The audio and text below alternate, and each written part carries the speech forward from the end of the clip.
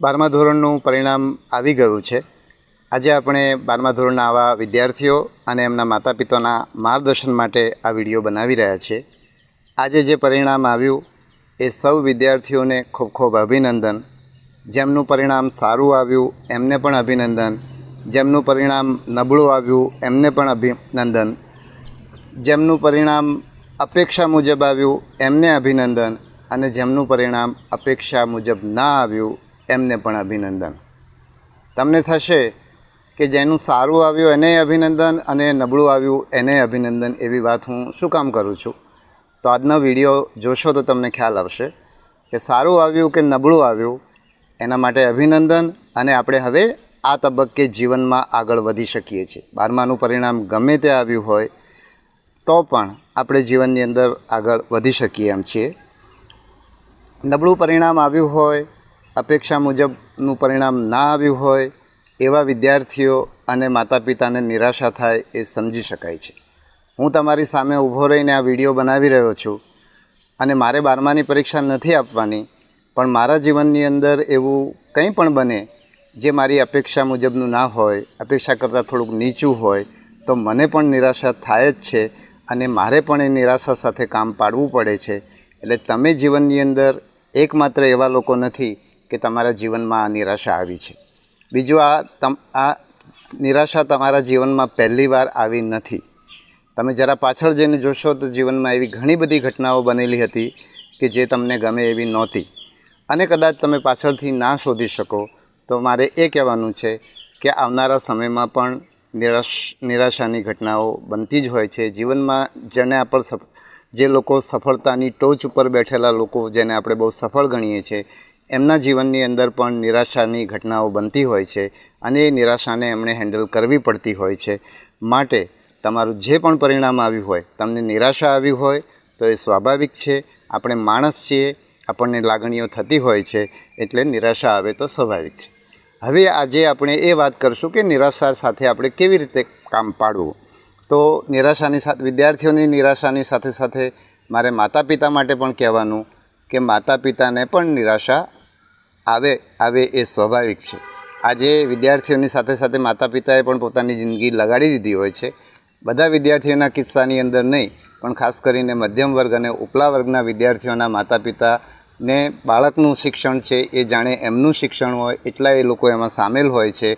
એટલે તમારું પરિણામ અપેક્ષા મુજબ તમારા સંતાનનું પરિણામ ના આવ્યું હોય તો તમને પણ નિરાશા થાય એ સમજી શકાય છે। તો માતા પિતાને મારે એ કહેવાનું છે કે તમને નિરાશા થાય તો આ સમય તમારી નિરાશા વ્યક્ત કરવાનો કે તમારા સંતાનની ભૂલ કાઢવાનો કે વાંક કાઢવાનો કે મેં તો આવું કહ્યું તું સમજતો જ નહોતો કે સમજતી નહોતી, એ કહેવાનો આ સમય નથી। આ સમય છે તમારા સંતાનને પડખે રહેવાનો સમય છે। એ એક નાનું બાળક છે, તમે એના કરતાં ઘણા મોટા છો। તમે તમારા જીવનની અંદર ઘણી નિરાશાઓ અને સફળતાઓ, અપ્સ અને ડાઉન જોયેલા છે, જેટલા એણે નથી જોયા। એટલે તમારું કામ છે કે એના પડખે રહેવાનું છે અને તમારી નિરાશા જરા પણ દેખાવા દેવાની નથી। અથવા તો તમે નિરાશ થયા છો તો તમે એમ કહી શકો કે હું પણ નિરાશ થયો છું, પણ આપણે આ નિરાશામાંથી આપણે બહાર નીકળીશું અને આ નિરાશામાંથી આપણે સફળતાનો માર્ગ કાઢશું। બીજી વાત એ કે મેં આ તમને કીધું, તમે આ વિડીયો સાંભળ્યો અને એટલે તમારી નિરાશા ખંખેરાઈ જશે, જતી રહેશે એવું નથી। નિરાશા થોડો સમય રહેવાની છે। મારું 12માના પરિણામ પછી મેં સિવિલ એન્જિનિયરિંગમાં એડમિશન લીધું તો મને પણ 6 મહિના સુધી એની નિરાશા રહેલી। એટલે એ ઘણો વધારે લાંબો સમય કહેવાય, પણ એની વાત આજે હું જે તમને શરૂઆતમાં જે વસ્તુઓ કહી રહ્યો છું, છેલ્લે હું મારા પોતાના જીવનના અનુભવો, મારા પોતાનો દાખલો આપીને વાત કરીશ। હવે બીજી વાત એ કે સફળતા કે નિષ્ફળતા અંતિમ હોતી નથી। તમે 12માની અંદર ટોપર થઈ ગયા કે તમને મનગમતી મેડિકલ કોલેજમાં એડમિશન મળે એવા તમારા માર્ક્સ આવી ગયા કે તમને બીજી કોઈ ઇન્સ્ટિટ્યૂટમાં જ્યાં એડમિશન લેવાનું હતું એના એટલા સારા માર્ક્સ આવી ગયા, એનાથી એ અંતિમ સફળતા નથી। તમે દાખલા તરીકે મેડિકલની સારામાં સારી ઇન્સ્ટિટ્યૂટમાં તમને એડમિશન મળે છે તો તમે ડૉક્ટર થશો, તમે ખુશ થાઓ, આનંદમાં રહો, એ બધું જ મહત્ત્વનું છે। પણ એ પછી પણ તમારે 4 વર્ષ કે એનાથી વધારે વર્ષ મેડિકલમાં ભણવાનું છે, ભણીને ડૉક્ટર થવાનું છે। ચલો તમે ભણીને ડૉક્ટર થયા, ડૉક્ટરમાં પણ તમે ટોપર ઉપર આવી ગયા, તો ત્યાં પણ એ સફળતા પણ અંતિમ સફળતા નથી. ડૉક્ટર થઈને તમે ડૉક્ટર તરીકે કેવી રીતે કામ કરો છો જીવનની અંદર, તમે લોકોને સેવા કરો છો, લોકોને મદદ કરો છો, તમારું જે મેડિકલમાં તમે જ્ઞાન પ્રાપ્ત કર્યું છે સમય જતાં જતાં તમે એને વધારો છો, બરાબર, તો એ રીતે તમે ડૉક્ટર તરીકે કેટલા સફળ છો એ નક્કી થશે. બીજું સાથે સાથે માત્ર ડૉક્ટર તરીકે તમે સફળ થઈ ગયા તો પણ જીવનમાં સફળ થઈ જાઓ એવું જરૂરી નથી. તમે બહુ સારા ડૉક્ટર હો પણ તમારો પરિવારમાં તમે સુખી ના હો તો ત્યાં પણ સફળતા નથી. એટલે આ બધી જ વસ્તુઓ ડૉક્ટર થયા પછી પણ તમારે સતત ડૉક્ટર તરીકે પણ સફળ થતાં જવું પડે છે, તમારે પરિવારમાં પણ જુદી જુદી ભૂમિકાઓની અંદર સફળ થતાં જવું પડે છે. એટલે કોઈ સફળતા અંતિમ નથી. એ જ રીતે કોઈ પણ નિષ્ફળતા પણ અંતિમ નથી. આપણે એક વસ્તુ જીવનમાં નિષ્ફળ ગયા તો કાયમ માટે નિષ્ફળ થઈ ગયા છે. એક 12માના પરિણામ 12માની અંદર આપણે નાપાસ થઈ ગયા કે આપણી અપેક્ષા કરતાં ઓછા ગુણ આવ્યા કે આપણે જે વિદ્યાશાખામાં પ્રવેશ મેળવવાનો હતો એમાં હવે પ્રવેશ મળે એમ નથી, તો એનાથી અંતિમ નિષ્ફળતા નથી. તમે જીવનનું એ વખતે જો બીજું ક્ષેત્ર પસંદ કરો છો અથવા તો તમે નાપાસ થયા છો અને ફરી પરીક્ષા આપો છો ત્યારે ફરી સફળ થવાની પૂરેપૂરી શક્યતાઓ રહેતી હોય છે. એટલે કોઈ પણ નિષ્ફળતા અંતિમ નથી. અને તમે 12મા માટે તમે સર્વસ્વ આપી દીધું હોય એટલે તમને એમ લાગે કે આ એટલી મોટી નિષ્ફળતા છે કે આનાથી મોટી નિષ્ફળતા જિંદગીમાં કોઈ આવવાની નથી. પણ એનાથી મોટી નિષ્ફળતાઓ જિંદગીમાં આવવાની છે, સફળ લોકોના જીવનમાં પણ આવવાની છે, અને એકવાર નિષ્ફળતા મેળવી છે એ લોકોના જીવનમાં પણ આવવાની છે. એટલે આ જીવનની વાસ્તવિકતા છે. એનો આપણે જેમ જેમ સ્વીકાર કરતા જઈએ તેમ તેમ આપણને સરળતા રહે અને આપણે જીવનની અંદર આગળ વધારે સારા વધી શકીએ. નિષ્ફળતાની અંદરથી પણ આપણે એક સફળતાના શિખર સુધી પહોંચી શકો. એટલે સફળતા કે નિષ્ફળતા અંતિમ નથી હોતી, પણ એનો આધાર એ છે કે આપણે મેળવેલી સફળતામાંથી આપણે જીવનમાં આગળ શું કરીએ છીએ એના પર એનો આધાર છે. અને એ આપણે જેટલી આપણી યોગ્યતા વધારતા જઈશું એટલા આપણી સફળતાનું પ્રમાણ વધતું જશે, નિષ્ફળતાનું પ્રમાણ ઘટતું જશે. અથવા તો સફળતા અને નિષ્ફળતા બંનેને હેન્ડલ કરવાનું, બંનેને જીરવી જાણવાની તાકાત આપણી અંદર આવતી જશે. બીજી વાત એ કે આપણું જે કંઈ પરિણામ આવ્યું હોય, આપણું પરિણામ આપણી યોગ્યતા મુજબ જ આવ્યું હોય છે. હું મારું 12માનું કે એન્જિનિયરિંગનું કે સિવિલ સર્વિસ પરીક્ષાનું પરિણામ જોઉં તો મને બહુ સ્પષ્ટ સમજાય છે કે જે તે વખતે મારી જેટલી યોગ્યતા હતી એવું મારું પરિણામ આવ્યું છે. એટલે આપણે આ જે પરિણામ આવ્યું છે એમાં આપણી કોઈ ભણવાની પદ્ધતિ હતી, આપણી માનસિકતા હતી, આપણી મહેનત કરવાની કેટલી તૈયારી હતી, આપણો કેટલો આત્મવિશ્વાસ હતો, એ બધા પરિબળો મળીને આપણું આ પરિણામ આવ્યું છે. એટલે આપણે જો એ નિષ્ફળતાને ભવિષ્યમાં સફળતામાં ફેરવવી હોય તો આપણે અત્યારે જે પરિણામ આવ્યું છે એમાં આપણી કઈ ભૂલ હતી, આપણી કયો સુધારો કરવાની જરૂર છે, એની અંદર આપણી મહેનત કરવાની રીત, આપણી ધગસ, આપણી હકારાત્મકતા, આપણો આત્મવિશ્વાસ, આપણો સંપૂર્ણ અભિગમ, એ બધી વસ્તુઓ એની અંદર ભાગ ભજવતી હોય છે. એટલે એ બધી વસ્તુઓ સુધારવા માટેનો આ અવસર છે. બીજી વાત એ કરું કે મેં તમને કીધું કે સુધારવા માટેનો અવસર છે. તો આજે પરિણામ આવ્યું અને તમારું પરિણામ અપેક્ષા મુજબનું ના હોય અને આજે જ બેસીને તમે સુધરી જાય એવું દરેકના કિસ્સામાં નહીં બને. કેટલાક એવા મજબૂત મનના માનવીઓ હોય કે આજે જ ગાંઠ વાળવી દે કે જિંદગીની આ છેલ્લી નિષ્ફળતા છે. હું એમ નથી કહેતો કે આ છેલ્લી નિષ્ફળતા છે એવું નક્કી કરશો એટલે જીવનમાં નિષ્ફળતા નથી આવવાની, પણ કોઈ એવું નક્કી કરે કે આ જિંદગીની છેલ્લી નિષ્ફળતા છે તો એવી વ્યક્તિ આ નિષ્ફળતાને વધારે હિંમતથી, વધારે આવડતથી અને વધારે હકારાત્મકતાથી હેન્ડલ કરીને ઝડપથી નિરાશા ખંખેરી અને એમાંથી બહાર નીકળી શકે. પણ એમાં તમે એવું ના કરી શકો, તરત ના કરી શકો તો પણ ચિંતા કરવાની જરૂર નથી. બરાબર. બીજી વાત એ કે આપણા જીવનમાં જે કંઈ બને છે અપેક્ષા મુજબ ના હોય એટલે આપણને નિરાશા થાય. પણ યાદ એ રાખવાનું કે સમય જતાં ઘણીવાર આપણી અપેક્ષા મુજબ જે વસ્તુ આજે નથી બની એ વસ્તુ જ્યારે આપણે કેટલાક વર્ષો પછી આપણે એને પાછા વળીને જોઈએ તો આપણને એમ થાય કે આપણે ખરેખર આ વખતે સફળ થયા હોત, એના કરતાં આપણે નિષ્ફળ થયા.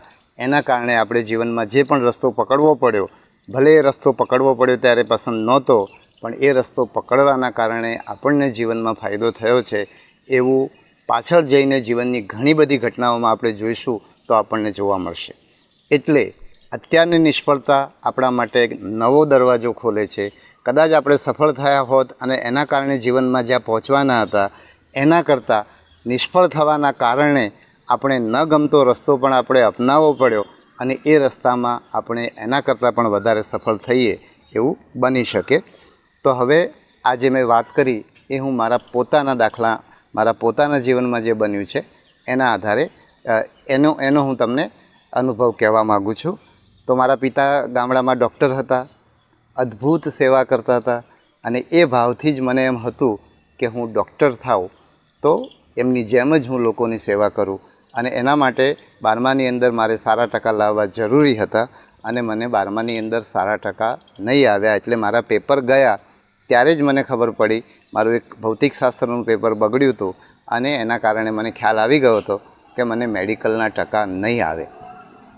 અને એટલે એ દિવસોમાં હું બહુ નિરાશામાં હતો. મારી થિયરીની પરીક્ષા પૂરી થઈ ગઈ હતી, પ્રેક્ટિકલની પરીક્ષા બાકી હતી અને હું વિસનગરની અંદર જે છાત્રાલયમાં રહેતો હતો ત્યાં જ હું રહેતો હતો.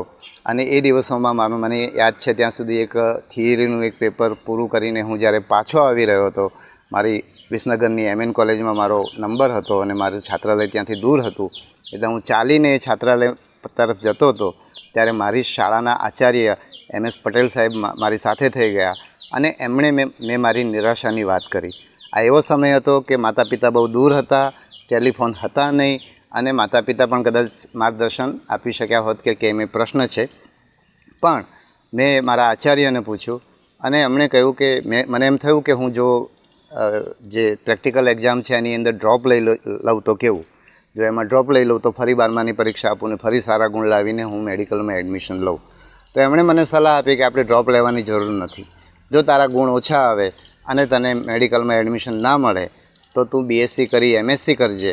અને મેડિકલ કોલેજની અંદર પણ જે ભણાવતા હોય છે, શરૂઆતના વર્ષોમાં જે વિષય ભણાવતા હોય છે એ લોકો MSc ભણેલા હોય છે. એ વાત કેટલી સાચી છે મને ખબર નથી, પણ એના કારણે મેં મેડિકલનો માટે ડ્રોપ લેવાનું માંડી વાળ્યું અને મારું 12મામાં 5 માર્ક્સ ઓછા આવ્યા અને મને મેડિકલમાં પ્રવેશ નહીં મળ્યો. અને મેં આગળ કહ્યું એમ મને ખૂબ બધી નિરાશા થઈ, કારણ કે મેં 12મા મેડિકલની જગ્યાએ મેં સિવિલ એન્જિનિયરિંગમાં એડમિશન લીધું. મને એન્જિનિયરિંગમાં એટલી બધી મજા પણ નહોતી આવતી અને હું 6 મહિના સુધી, એમ નહીં કે હું રાત દિવસ નિરાશામાં રહેતો હતો, પણ ક્યારેક મને એવો અહેસાસ થતો હતો કે જીવનમાં હું કંઈક ચૂકી ગયો એવું મને અહેસાસ થતો હતો. બરાબર છે. હવે આને સાથે સાથે હું એમ પણ કહું કે 12મામાં મારી ભણવાની પદ્ધતિ એવી હતી જેના કારણે મારા આટલા ગુણ ઓછા આવ્યા હતા. અને 5 માર્ક્સ ઓછા આવ્યા એ કંઈ બહુ ગૌરવની વાત નથી. ખરેખર જો અત્યારે મને જે સમજાય છે એવી પદ્ધતિ હું અપનાવું તો ઘણા બધા સારા ગુણ આવે. પણ આપણે એ વખતે એ સ્થિતિમાં હોઈએ છીએ. એટલે આજે પણ તમને એવું લાગે કે મેં આમ કર્યું હોત અથવા આમ કર્યું હોત તો મારું બહુ સારું પરિણામ આવત, મેં આવું શું કામ કર્યું, મને કોઈકે આવું કીધું હતું છતાં મેં એનું માન્યું નહીં, અથવા હું આવું કરવા માગતો હતો પણ કોઈકે મને આમ કીધું એટલા માટે મેં આમ કર્યું. આવા બધા કારણો મળશે. આપણે એટલું જ સમજવાનું છે કે આપણી જે ભણવાની પદ્ધતિ હતી, આપણો જે અભિગમ હતો એ આપણી આ પરિણામને યોગ્ય હતો. એટલે હવે આપણે શું કરી શકીએ એના ઉપર આપણું ધ્યાન જવું જોઈએ. હવે હું 12માથી મારી આગળની વાત કરું તો મેં સિવિલ એન્જિનિયરિંગમાં એડમિશન લીધું. એમાં પણ મેં ગોલ્ડ મેડલ મેળવ્યો છે, બહુ સારા ગુણ મેળવ્યા છે. અને સિવિલ એન્જિનિયરિંગમાં એડમિશન મેળવવાનું કારણ એવું હતું કે એ વખતે નર્મદા યોજના નવી શરૂ થઈ હતી અને જેટલા સિવિલ એન્જિનિયરો પાસ થાય એને સીધું, હજુ તો એમનું પરિણામ ના આવે એ પહેલાં નોકરી મળી જતી હતી. આજે મને સમજાય છે કે પરિણામ આવ્યા પછી મળતી હશે કદાચ, પણ ટૂંકમાં બધાને જ આખી બેચને, એટલે ગુજરાતમાંથી જેટલા સિવિલ એન્જિનિયર બહાર પડતા હતા એ વખતે હું માનું છું કે 500-700 એન્જિનિયરો બહાર પડતા હશે, એ બધાને નોકરી મળી જતી હતી. એટલે કયો રસનો વિષય છે એવો કોઈ પણ વિચાર કર્યા વિના મેં સિવિલ એન્જિનિયરિંગમાં એડમિશન લીધું હતું. અને જ્યારે હું કોલેજના 3જા વર્ષમાં આવ્યો ત્યાં સુધી નર્મદા યોજનામાં ભરતી થવાનું બંધ થઈ ગયું. એનું કારણ એ હોઈ શકે કે કદાચ અગાઉ બહુ બધા એન્જિનિયરો ભરતી કર્યા હોય અથવા નર્મદા યોજનાનો જે વિરોધ શરૂ થયેલો એ પણ કારણ હોઈ શકે. જે પણ કારણ હોય, એન્જિનિયરિંગની ભરતી બંધ થઈ ગઈ અને સિવિલ એન્જિનિયરિંગમાં બેકારી શરૂ થઈ ગઈ અને એના કારણે મારે બીજા વિકલ્પ વિચારવાની જરૂર પડી અને મેં BE પૂરું કર્યું ત્યાર સુધીમાં મેં મારી ગેટ એક્ઝામ આપીને ME કરવાનો વિચાર કર્યો, કારણ કે મારી પાસે પણ એવું કંઈ બહુ મોટું માર્ગદર્શન નહોતું. એટલે એટલું સમજાતું હતું કે જો એમઈ કરીએ અને ગેટ એક્ઝામ આપીને એમઈ કરીએ તો 1000 રૂપિયા મહિને સ્ટાઇપન્ડ મળતું હતું. આ એ સમય હતો કે સિવિલ એન્જિનિયરને બહાર પડ્યા પછી નોકરી નહોતી મળતી અને નોકરી મળે તો સારામાં સારો પગાર 500 રૂપિયા મળે. મારા એવા મિત્રો છે કે જે કોઈ સાઇટ ઉપર ગયા હોય, કોન્ટ્રાક્ટરને મળ્યા હોય, નોકરી માટે કીધું હોય અને કોન્ટ્રાક્ટરે એમ કીધું કે કાલથી આવી જાઓ અને પછી પૂછ્યું હોય કે પગાર, તો પગાર શાનો? આ એવો સમય હતો. એટલે મેં બીજું કંઈ પણ વિચાર કર્યા વિના મેં ગેટ એક્ઝામ આપી. ગેટમાં મારો બહુ સારો સ્કોર આવ્યો, 96.21% મારો સ્કોર આવ્યો અને મેં એમઈ કરી લીધું. એમઈ કર્યા પછી પણ કંઈ ફેરફાર થવાનો નહોતો, કારણ કે સિવિલ એન્જિનિયર માટે નોકરી નહોતી.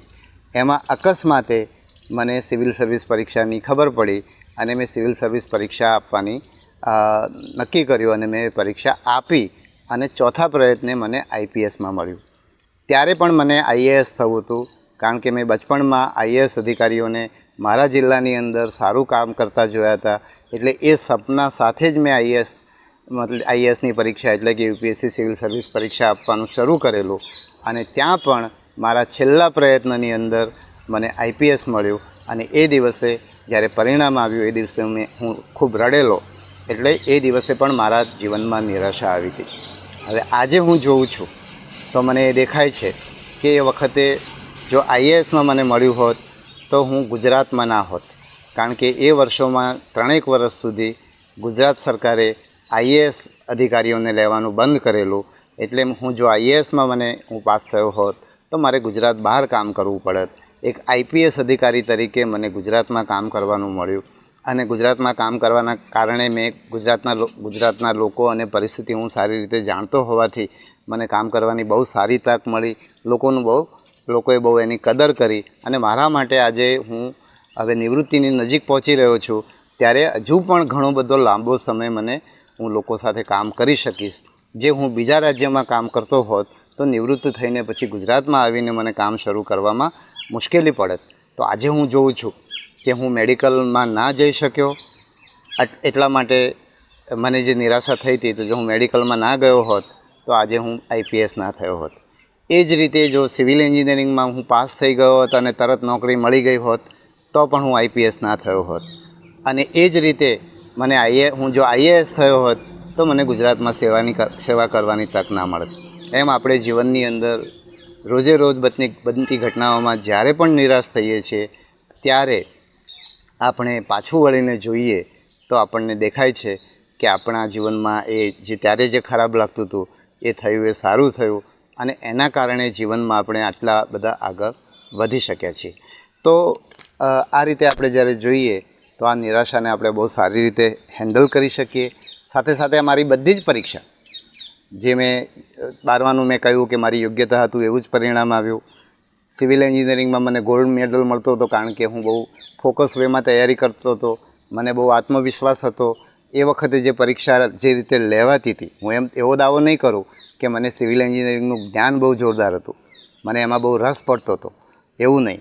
પણ એ પરીક્ષા જીતવાની મેં પદ્ધતિ શોધી કાઢી હતી અને એ પદ્ધતિના કારણે મને પરીક્ષામાં બહુ સારા ગુણ આવતા હતા. એ જ રીતે જ્યારે યુપીએસસીની પરીક્ષા આપી તેમાં પ્રિલિમ, મેન્સ અને ઇન્ટરવ્યૂ, જેની અંદર પ્રિલિમ પરીક્ષાનો મને પહેલી જ પરીક્ષા જ્યારે આપી ત્યારે મને ખૂબ આત્મવિશ્વાસ આવી ગયો હતો. એટલે લગભગ ન જેવી તૈયારીથી બીજા ત્રીજા અને ચોથા એટેમ્પમાં 2 દિવસની તૈયારીથી મેં એની યુપીએસસીની પ્રિલિમ પાસ કરી. પણ યુપીએસસીની જે મેઇન પરીક્ષા હતી એમાં મને હંમેશા એમ થતું કે આ પરીક્ષા બહુ મોટી છે અને મારાથી નહીં થાય. એટલે આત્મવિશ્વાસના અભાવના કારણે જ હું આઈપીએસ થયો. બીજી મારી તૈયારી પણ જેટલી ફોકસ વેમાં તૈયારી કરવી જોઈએ, અથવા આજે હું જે જીવનમાં જે બધા મારા કામ કરી રહ્યો છું, જે બહુ ફોકસ વેમાં કરી રહ્યો છું, એ ત્યારે કરતો હોત તો હું થઈ જાત. પણ ત્યારે હું એ સંજોગોમાં હું જેટલો વિકસ્યો હતો એ પ્રમાણે મારું વર્તન હોય, એટલે એમાં હું ખામી કાઢવાની જગ્યાએ એમાં હું સતત સુધરતો જાઉં. આજે હું જ્યાં પહોંચ્યો છું, અથવા આજે મને લાગે છે કે મારે આમ કરવું જોઈતું હતું તો આમ પરિણામ આવત, એ હું આજનો વિચાર છે. એ વખતે તો હું મારું કૌટુંબિક બેકગ્રાઉન્ડ હતું, મારો સ્વભાવ હતો, મારી શાળા હતી, મારા મિત્રો હતા, મારી કામ કરવાની પદ્ધતિ હતી, મારો આત્મવિશ્વાસ હતો, મારો અભિગમ હતો. આ બધી વસ્તુઓ મળીને જુદા જુદા સમયે મારા જીવનમાં પરિણામ આવ્યા છે. તો છેવટે આપણે કરવાનું શું છે? નિરાશા આવે તો એનો સ્વીકાર કરીને આપણે જીવનમાં હવે શું કરીએ જેથી કરીને આપણે આ જે પરિણામ આવ્યું છે એના કરતાં સારું પરિણામ આવે અને આપણે આ જે નિષ્ફળતાની અંદર સફળ થવાનો કયો રસ્તો આપણે અપનાવી શકીએ એ જોઈને આપણે એના માટેનો પ્રયત્ન કરવાનો છે. તો સૌને હું એના માટે ખાસ શુભેચ્છા આપું છું. બીજું મારે એ પણ કહેવું છે કે જ્યારે 12માનું પરિણામ આવે ત્યારે કમનસીબ આત્મહત્યાની ઘટનાઓ બનતી હોય છે. આત્મહત્યાના દાખલા તરીકે ગાંધીનગરમાં પણ કેટલીક એવી જગ્યાઓ છે જ્યાં પોલીસ એનો પેટ્રોલિંગ રાખે છે અને રાજ્યમાં અન્ય જગ્યાએ પણ પોલીસ એવી વ્યવસ્થા કરે છે. તો મારે એ કહેવાનું છે કે આવી કોઈ પણ નિષ્ફળતા હોય, પરીક્ષાની નિષ્ફળતા હોય, પ્રેમ ભંગ હોય, દેવું થઈ ગયું હોય, ધંધામાં નિષ્ફળતા હોય કે બીજી કોઈ ડિપ્રેશન હોય, તો એક માનસિક આરોગ્ય હેલ્પલાઇન ગુજરાત પોલીસની સુરક્ષા સેતુ સોસાયટી હેઠળ આપણે ગાંધીનગરમાં ચલાવી રહ્યા છીએ 2015ના વર્ષથી. એટલે આટલા સમયથી, આટલા લાંબા સમયથી આ જે હેલ્પલાઇન છે એ ઘણા બધા લોકોને માર્ગદર્શન આપી શકી છે, કેટલાય લોકોના જીવ બચાવી શકી છે. એટલે આવી કોઈ પણ નિષ્ફળતા હોય અથવા તો માનસિક રીતે કોઈ ડિસ્ટર્બન્સ હોય તો તમે આ હેલ્પલાઇનનો 24 કલાક ચાલતી હેલ્પલાઇનનો સંપર્ક કરી શકો છો. વિદ્યાર્થીઓ કરી શકે છે, માતા પિતા કરી શકે છે, જીવનમાં બીજે પણ જે લોકોને નિરાશાનો અનુભવ થતો હોય એ લોકો આ હેલ્પલાઇનની મદદ લઈ શકે છે. એનો નંબર છે 1800233330. જીવન આસ્થા હેલ્પલાઇન 1800233330. આ નંબર ઉપર તમે સંપર્ક કરીને એની મદદ માગી શકો છો. ફરીવાર હવે તમને સમજાયું હશે કે પરિણામ કંઈ પણ આવ્યું હોય આપણે આપણી જાતને શાબાશી આપીને આગળ વધવાનું છે. આપણી સારું પરિણામ આવ્યું હોય તો એના માટે શાબાશી, અને નબળું પરિણામ આવ્યું હોય તો હવે હું જીવનમાં આગળ વધવાનો છું એની એડવાન્સમાં શાબાશી. અને એવી શાબાશી હું તમને સૌને આપું છું અને સૌના માટે ખૂબ શુભેચ્છાઓ પાઠવું છું. ખૂબ આગળ વધો એવી ઈશ્વરને પ્રાર્થના કરું છું. ધન્યવાદ.